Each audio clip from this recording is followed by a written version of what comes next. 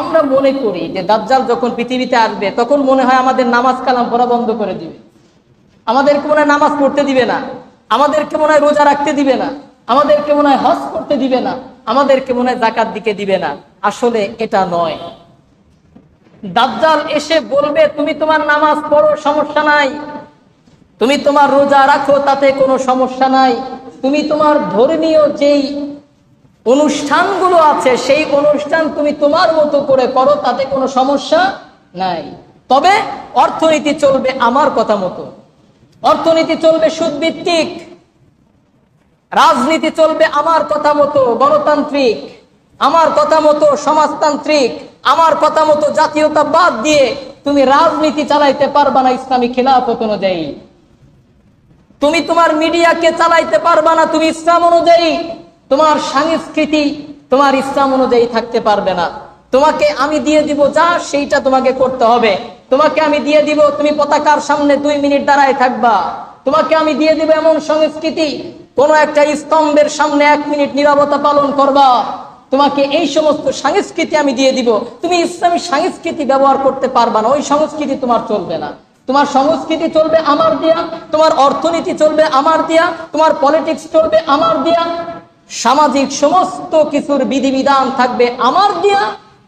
শুধুমাত্র তুমি কি করতে পারবা, তোমার ধর্ম অনুযায়ী তুমি নামাজ পড়তে পারবা, রোজা রাখতে পারবা, হজ করতে পারবা, যাকাত দিতে পারবা, জিকির আজগার করতে পারবা, এতে কোনো সমস্যা নাই। প্রিয় ভাইয়েরা, দিকিয়ানুসের ওই সময়ে, আসহাবুল কাহফের ওই সময়ে ঘটনাটা এরকমই ঘটেছিল। সেই সময়ে তারা শিরকিয়াত দিয়ে এবং কুফরিয়াত দিয়ে তাদের অর্থনীতি ডেকে ফেলেছিল। আজকে আমাদের অর্থনীতি কি ভিত্তিক বলতে পারেন? আমাদের এইসব খবর নাই। আমরা খবর নিয়ে আসি কিসে? হাত কোন পর্যন্ত তুলবো, কানের লতি পর্যন্ত না কাঁধ পর্যন্ত? আর হাত বাঁধবো কোথায়? বুকের উপরে না নাভির উপরে? প্রিয় ভাইরা, এইটাও একটা ফিতনা। এই ফিতনার জালে আমরা আমাদের মেধাকে দিয়ে দিচ্ছি এই জায়গাতে, আর ওরা মেধা নিয়ে গেছে ওই দিকে। আমরা বের করতেও পারছি না যে দাজ্জাল আমাদেরকে ঘিরে ফেলেছে, অথচ আমাদের কোনো খবর নাই। বর্তমান বিশ্ব যে অর্থনীতি চলে, ইকোনমিক্স, এই অর্থনীতি চলে কি ভিত্তিক জানা আছে? সুদ ভিত্তিক। সবাই বলেন কি ভিত্তিক? সুদ ভিত্তিক। সুদ খাওয়া কি? সবাই জানেন কি না? একটু জোরে বলেন, সুদ খাওয়া কি? সুদ দেওয়া কি? আল্লাহ রাব্বুল আলামিন বলেন وَأَحَلَّ اللَّهُ الْبَيْعَ وَحَرَّمَ الرِّبَا। আল্লাহ রাব্বুল আলামিন বলেন আমি ব্যবসাকে হালাল করেছি। ব্যবসাকে হালাল করেছেন কে? আল্লাহ। আর সুদকে হারাম করেছেন কে? আল্লাহ। আল্লাহ যদি কোনো কিছু হারাম করে ওই জিনিসকে হালাল করার ক্ষমতা কারো আছে? যদি গোটা পৃথিবীর মানুষ যদি একতাবদ্ধ হয়ে সিদ্ধান্ত গ্রহণ করে, তারা যদি ইজমা করে, তারা যদি একতাবদ্ধ হয়ে বলে যে এটা আল্লাহ হারাম করছিলেন, এটা আমাদের জন্য আসলে ক্ষতিকর, আল্লাহ করছেন ঠিক আছে, তবে আমাদের জন্য এটা ক্ষতিকর, আমাদের উন্নয়নশীল দেশ হওয়ার জন্য এটা প্রতিবন্ধক, তাহলে আল্লাহর এই আইনটাকে সংস্কার করা দরকার। এই কথা যদি কেউ বলে তার ঈমান থাকবে ভাই? আল্লাহ রাব্বুল আলামিন বলেন কাতিলুল লাযীনা লা ইউমিনুনা বিল্লাহি ওয়ালা বিল ইয়াউমিল আখির ওয়ালা ইউহাররিমুনা মা হারামাল্লাহ। তোমরা যুদ্ধ করো তাদের সাথে যারা আল্লাহকে বিশ্বাস করে না, যারা আখিরাতে বিশ্বাস করে না, আর তাদের সাথে তোমরা তুমুল লড়াই চালিয়ে যাও যারা আল্লাহর দেয়া বিধান, আল্লাহর দেয়া হালালকে হারাম করে আর হারামকে হালাল করে দেয়। সুদ কত বড় হারাম! আল্লাহ তাআলা বলেন ইয়া আইয়ুহাল্লাযীনা আমানুত্তাকুল্লাহ ওয়া দারু মা বাকিয়া মিনার রিবা ইন কুনতুম মুমিনিন ফাইন লাম তাফআলু। হে ঈমানদারেরা, তোমরা সুদকে ছেড়ে দাও যদি তোমরা মুমিন হও, আর যদি না ছাড়ো ফাযানু বিহারবিন মিনাল্লাহি ওয়া রাসূলিহি, আল্লাহর সাথে যুদ্ধ করার জন্য প্রস্তুতি গ্রহণ করো। আল্লাহর সাথে যুদ্ধ করে তো আমরা পারার সম্ভাবনা আছে, ঠিক কি না? আমাদের এত অস্ত্র, আমাদের পারমাণবিক বোমা আছে, আল্লাহর সাথে যুদ্ধ করে পারবো না? আল্লাহর সাথে যুদ্ধ করে পারা সম্ভব হবে? প্রিয় ভাইয়েরা, আসলে আল্লাহ তো আমাদের সাথে যুদ্ধ করে, এটা আল্লাহর শানের খেলা। এরপরেও কেন আল্লাহ তাআলা এই কথা বললেন? আমাদেরকে এর ভারাত্ম বুঝিয়েছেন যে সুদ খাওয়া এত বড় হারাম যে এই সুদ যারা ছাড়ে না তারা যেন আমার সাথে যুদ্ধ করার শামিল। প্রিয় ভাইয়েরা, এত বড় কথা অন্য কোনো ব্যাপারে আল্লাহ তাআলা বলে নাই। যুদ্ধ করা, জিনার কথা যেখানে আসছে সেখানে আল্লাহ বলে নাই যারা জিনা করে তারা যেন আমার সাথে যুদ্ধ ঘোষণা করে। একথা আল্লাহ রাব্বুল আলামিন বলে নাই। যারা নামাজ পড়ে না তারা যেন আমার সাথে যুদ্ধ ঘোষণা করে, কথা বলে নাই। যারা রোজা রাখে না তারা যেন আমার সাথে যুদ্ধ ঘোষণা করে, আল্লাহ এই কথা বলে নাই। তাহলে সুদের কথা কেন বললেন? আল্লাহ তাআলা জানেন এই পৃথিবীর অধিকাংশ মানুষ তখন সুদের সাথে জড়িয়ে যাবে। আজকে সেই সুদের সাথে আমরা জড়িয়ে গিয়েছি এবং সুদের সাথে জড়ানো যেটা হারাম এটাই আমাদের খেয়ালে থাকে না, দিমাগে থাকে না। প্রিয় ভাইয়েরা, এবং পৃথিবীর অর্থনীতি সুদ ভিত্তিক। আপনি চাইলে এটাকে পরিবর্তন করতে পারবেন না। পারবেন না কেন? আল্লাহর নবীর হাদিস। দাজ্জাল এই সিস্টেমটা করবে। সে বলবে যে তুমি, এটা তোমার দায়িত্ব না। হুজুর, আমি হুজুর মনে করেন খতিব সাহেব, আমি এই যে আজকে ওয়াজ করতেছি, আপনি বলবেন হুজুর এই দায়িত্ব তো আপনার না। বলবে কি বলবে না? বলেন, এটা তো আপনার দায়িত্ব না। আপনি আসবেন, আমাদেরকে একটু ওয়াজ করে কান্নাকাটি করাবেন, এটাই আপনার দায়িত্ব। এটা দাজ্জালের কনসেপ্ট যে এই দায়িত্ব হচ্ছে তাদের, অর্থনীতি এটা প্রমাণ করবে তারা, এটা আমাদের কোনো দায়িত্ব নাই। কিন্তু অর্থনীতির ব্যবস্থা, ইকোনমিক্সের ব্যবস্থা কোরআন এবং হাদিসে আল্লাহ রাব্বুল আলামিন দিবেন কি দেন নাই? আল্লাহ রাব্বুল আলামিন বলেন, وَنَزَّلْنَا عَلَيْكَ الْكِتَابَ تِبْيَانًا لِكُلِّ شَيْءٍ। প্রতিটা বিষয় তোমাদের জীবনের সাথে যা যা রিলেটেড আছে সব বিষয়ে সুস্পষ্ট বর্ণনা আমি আল্লাহ রাব্বুল আলামিন দিয়ে দিয়েছি। তুমি কেনাবেচা করতে যাবা, কি বলে তুমি ওই বিক্রেতার কাছে তুমি জিনিস কিনতে চাবা, সেইটাও আমি আল্লাহ রাব্বুল আলামিন তোমাদেরকে জানিয়ে দিয়েছি। কি বলে আমি বলবো ভাই এই জিনিসটা আমাকে বেচবেন, কত টাকায়, কিভাবে এই কেনা বেচাটা হবে, সেটাও আল্লাহর নবী সাল্লাল্লাহু আলাইহি ওয়াসাল্লাম সুন্নাতের মাধ্যমে শিখিয়ে দিয়েছেন। তাহলে এত বড় অর্থনীতির ব্যবস্থা, সেখানে আল্লাহ তাআলা কোনো দিক নির্দেশনা দেবে না, এটা হতে পারে না। 2 নাম্বার, দাজ্জাল নিয়ন্ত্রণ করবে পলিটিক্স। পলিটিক্স নিয়ন্ত্রণ করবে দাজ্জাল। বর্তমান দেখেন তারাই নিয়ন্ত্রণ করে, আমরা হচ্ছে পথের ফকির। আজকে আপনি বাংলাদেশ থেকে বলেন যে আমরা বাংলাদেশ থেকে আমেরিকার দেয়া যেই নিয়ম কানুন আছে এই নিয়ম কানুন গুলো মানি না, আজকে বলেন, কালকেই দেখবেন যেই শান্তিরক্ষী বানিয়েছে তারা জাতিসংঘের তত্ত্বাবধানে, তারা আপনার দেশ আক্রমণ করবে আগামীকাল। কথা বলেন ঠিক কিনা? কথাগুলো বুঝতেছেন তো? তারা আমাদেরকে কিছু নিয়ম নীতি দিয়েছে, রাজনীতি এই সেক্টরে তোমরা করতে পারবে, এর বাইরে যাইতে পারবা না। সংস্কৃতির কিছু নিয়ম তান্ত্রিক আমাদেরকে দিয়েছে, আমাদেরকে সেইগুলা পালন করতে হবে। আর ধর্মের যেই ব্যাপারগুলো আছে সেইগুলাকে মসজিদ কেন্দ্রিক করে দিয়েছে, মসজিদের ভিতরে এইগুলো হবে। আবার যদি মসজিদের ভিতর থেকেও তাদের বিরুদ্ধে কথা বলা হয় তাহলে বলা হবে মসজিদের ভিতরেও এইগুলা চলবে না, আল্লাহর ঘরেও সেইগুলা কি হবে না, চলবে না। প্রিয় ভাইরা, দেখেন তাহলে আমাদের বর্তমান পরিস্থিতি, তারা নিয়ন্ত্রণ করতেছে অর্থনীতি, তারা নিয়ন্ত্রণ করতেছে সংস্কৃতি, তারা নিয়ন্ত্রণ করতেছে রাজনীতি, সবকিছুই তাদের হাতে। এবং প্রত্যেকটা জিনিসের ভিতরে তারা ঢুকিয়ে দিয়েছে কুফরিয়াত আর শিরকিয়াত, শিরিক এবং কুফরি প্রত্যেকটা জিনিসের ভিতরে। অর্থনীতিতে সুদ, রাজনীতিতে নিজেদের মতবাদ, বিচার ব্যবস্থাতে তাদের নিজেদের আইন, এবং সংস্কৃতিতে নিজেদের দেয়া একটা নতুন ধর্ম।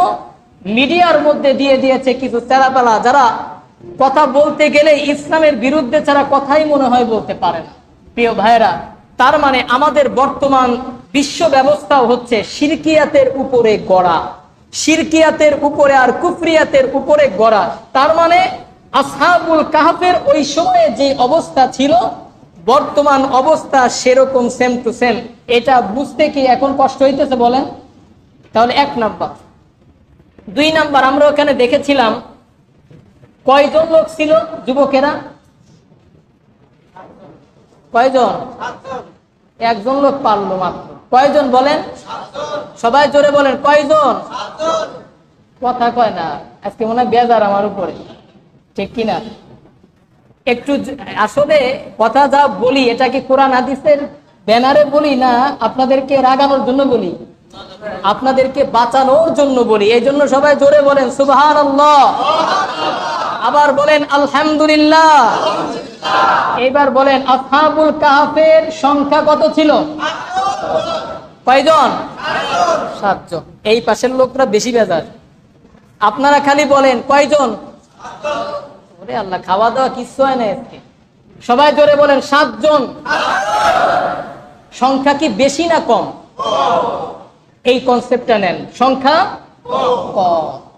শেষ জামানায় দাজ্জালের অনুসারী হবে বেশি, আর ইমানদারদের সংখ্যাও হবে কম।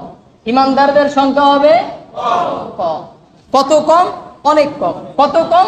রাসূল সাল্লাল্লাহু আলাইহি ওয়াসাল্লাম বুখারী শরীফের ভিতরে বলেন, সেই সময়ে দাজ্জালের অনুসারী হবে 1999 জন। তাহলে হাজারে ইমানদার অর্থাৎ ইমাম মাহদী আলাইহিস সালামের দলে কয়জন থাকবে? হাজারে একজন। সংখ্যাটা বেশি না কম?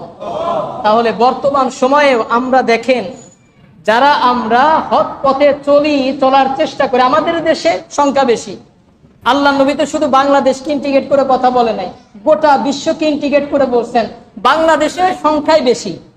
কিন্তু গোটা বিশ্বের ব্যানারে যদি আপনি দেখেন, তাহলে ইমানদারদের সংখ্যা কি তুলনামূলকভাবে বেশি না কম? খুবই কম।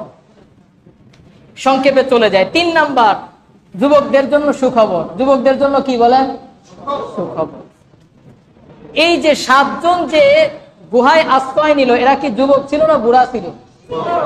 যুবক। আল্লাহ তাআলা এখানে আমাদেরকে মেসেজ দিতেছেন যে দাজ্জালের অনুসারী হওয়া থেকে যারা বিরত থাকবে তারাও হবে যুবক। তারাও কি হবে বলেন? যুবক। এই যুবকদের কনসেপ্ট, যুবকদের শক্তি, যুবকদের এই বুদ্ধিমত্তা, এটা কাজে লাগাতে হবে ইসলামের পক্ষে। রাজি আছেন তো ইনশাআল্লাহ? ইসলামের পক্ষে আমাদের শক্তি, আমাদের সামর্থ্য, আমাদের চিন্তা চেতনা আমরা কাজে লাগাবো। আল্লাহ তাআলা আমাদেরকে তৌফিক দান করেন, পড়ি আমিন। সৎ সাহস থাকতে হবে দাজ্জালের এই ফিতনা থেকে বাঁচার জন্য। সৎ সাহস থাকতে হবে। কি সাহস? মানুষের সামনে কথা বলার সাহস থাকতে হবে। গোলামির যেই জিনজির আমাদেরকে পরিয়ে দেয়া হয়েছে, এই গোলামির জিনজির থেকে আমাদেরকে বেরিয়ে আসতে হবে। এই শিক্ষাটা এখানে দেয়া হচ্ছে। আল্লাহ তাআলা বলেন, ওয়ারাবাতনা আলা কুলুবিহিম ফাকালু রাব্বুনা রাব্বুস সামাওয়াতি ওয়াল আরদি লান নাদ'উ মিন দুনিহি ইলাহান লাকাদ কুননা ইযান শাতাতা। এই 7 জন যুবককে যখন রাজ দরবারে রাজার সামনে উপস্থিত করা হলো, রাজা তখন তাদেরকে প্রশ্ন করলেন, কি তোমরা নাকি আমাদের দেব দেবতার পূজা ছেড়ে, আমাদের আনিত বিধান ছেড়ে তোমরা নাকি নতুন এক বিধান নিয়ে এসেছো, এক আল্লাহর ইবাদত তোমরা নাকি করতেছো, এটা কি সঠিক? তখন 7 জন যুবক কত বড় কঠিন মুহূর্তে একটু চিন্তা করেন। মনে করেন ডোনাল্ড ট্রাম্পের সামনে দাঁড়িয়ে, কিম জং উনের সামনে দাঁড়িয়ে, ভ্লাদিমির পুতিনের সামনে দাঁড়িয়ে, ইসরায়েলের প্রেসিডেন্ট কে নেতানিয়াহুর সামনে দাঁড়িয়ে এইবার সে বলতেছে, তার রাজ্যের মন্ত্রী পরিষদের লোক তার সামনে দাঁড়িয়ে তার বিপক্ষে সরাসরি কথা বলা, এটা সহজ না কঠিন বলেন? এই 7 জন যুবক এবার রাজার সামনে দাঁড়িয়ে, প্রেসিডেন্টের সামনে দাঁড়িয়ে বলতেছেন, ফাকালু রাব্বুনা, আমাদের রব, রব্বুস সামাওয়াতি ওয়াল আরদ, যিনি আসমানের রব, জমিনের রব, লান নাদ'উ মিন দুনিহি ইলাহান লাকাদ কুননা ইযান শাতাতা, সেই আল্লাহর ইবাদত ছাড়া দুনিয়ার অন্য কারোর ইবাদত আমরা করি না। সুবহানাল্লাহ। তাহলে এই সৎ সাহস থাকতে হবে, যার তার সামনে দাঁড়িয়ে ইমানের এই বহির প্রকাশ করতে রাজি আছি তো ইনশাআল্লাহ। আর এটা পারবে সবচেয়ে বেশি যুবকেরা, কারণ যুবকদের হৃদয়ের মধ্যে থাকে দীপ্ত ঈমান।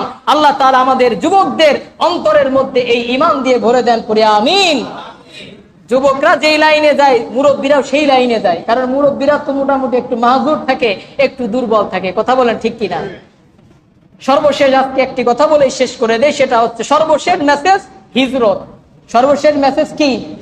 তারা তাদের এলাকা ছেড়ে চলে যাচ্ছে কোথায়? হিজরত করে। এই হিজরত নবীদের সাথে রিলেটেড। হযরতে ইব্রাহিম আলাইহিস সালাম বাবেল থেকে হিজরত করে ফিলিস্তিনে এসেছিলেন। হযরতে মূসা আলাইহিস সালাম মিশর থেকে হিজরত করে চলে এসেছিলেন ফিলিস্তিনের কাছাকাছি জায়গায়। আবার আমাদের প্রিয় নবী জনাবে মুহাম্মদুর রাসূলুল্লাহ সাল্লাল্লাহু আলাইহি ওয়াসাল্লাম তিনি হিজরত করে মক্কা থেকে চলে গিয়েছিলেন মদিনাতে। আজকেও আমাদেরকে এই হিজরত করা লাগতে পারে। হিজরত মানে ত্যাগ করা।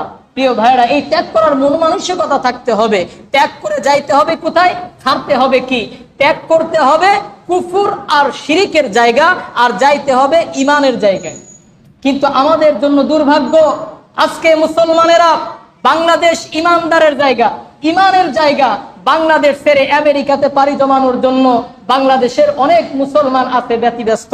বাংলাদেশের অনেক মানুষ আছে, যুবকেরা আছে, যারা ইমানকে, ইমানের জায়গা ছেড়ে ইউরোপের ওই সমস্ত কুফর আর শিরিকের ওই জায়গাতে যাওয়াকে নিজের জন্য গর্বের মনে করে। আছে না নাই? আছে।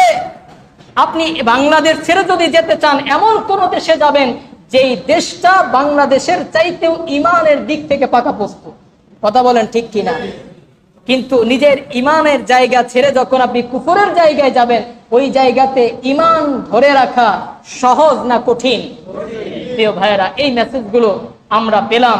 আল্লাহ তাআলা আমাদেরকে এই মেসেজগুলোর উপরে সূরাতুল কাহফের প্রথম ঘটনা থেকে দাজ্জালের আবির্ভাব পূর্ব যেই সমসাময়িক বিষয়, এই বিষয়ের উপরে আমাদেরকে জ্ঞান অর্জন করার তৌফিক আল্লাহ তাআলা দান করেন।